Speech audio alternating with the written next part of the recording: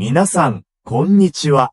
今日は、おかわり、大盛りについてお話ししていきましょう。日本語を楽しみながら勉強してください。おかわりは、同じものをもう一度食べる、飲むことを言います。飲食店で定食などを頼んだとき、店のサービスとして、ご飯や味噌汁がおかわり自由のことがあります。その場合、無料で何度でもおかわりをすることができます。ハンバーガーなどファストフードの店でも、飲み物がおかわり自由の場合もありますが、日本ではあまり一般的ではありません。大盛りは、ご飯を普通よりも多めに持ってもらうことを言います。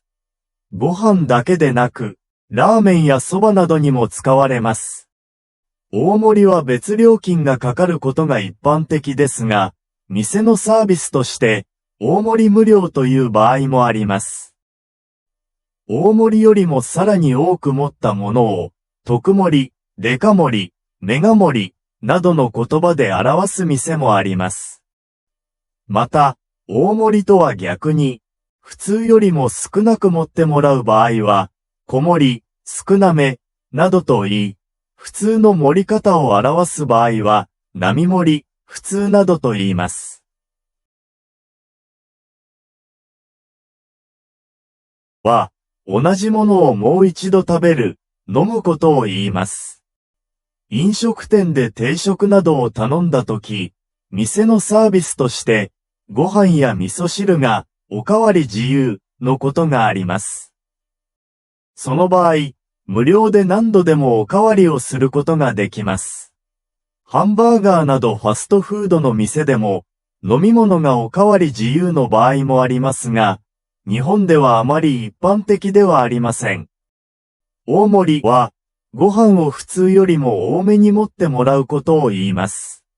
ご飯だけでなく、ラーメンやそばなどにも使われます。大盛りは別料金がかかることが一般的ですが、店のサービスとして、大盛り無料という場合もあります。